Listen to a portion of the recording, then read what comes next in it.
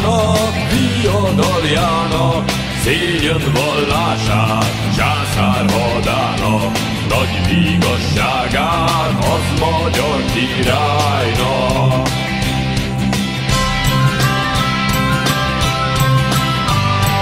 Csúdabátorok ott bent falának, az bölcs hadnagyok, sokan forgódnak, jó lehet bennük, sokan hullanak, rajtok örökök, semmit sem koptatnak.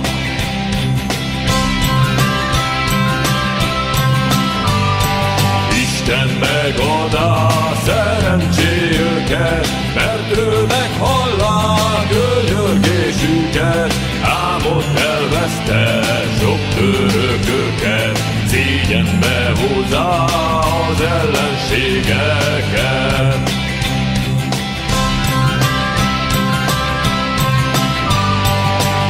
A szemlet bástyán áldobóval, ott ülj a frontját, előtték vala, ő keze lába, sebesült vala, ott passzol népek, vitézkednek vala.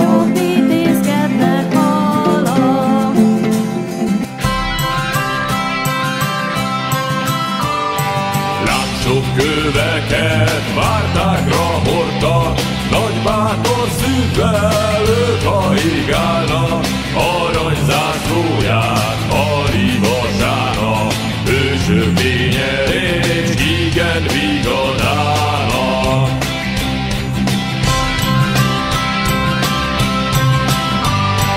Már meghallották Ezvár summáját, egri szállásnak históriáját, azon imádjuk mennyei atyát, tőlünk se vonja meg irgalmasságát.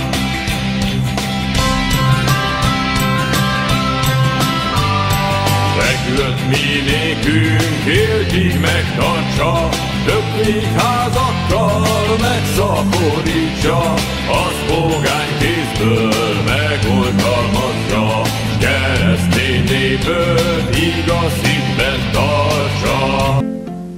Nagy históriát az kiszörzötte, ez summáját es azon jegyzötte, nevét versfőben megjelöntötte, 1600 fél 103-ban szerzötte.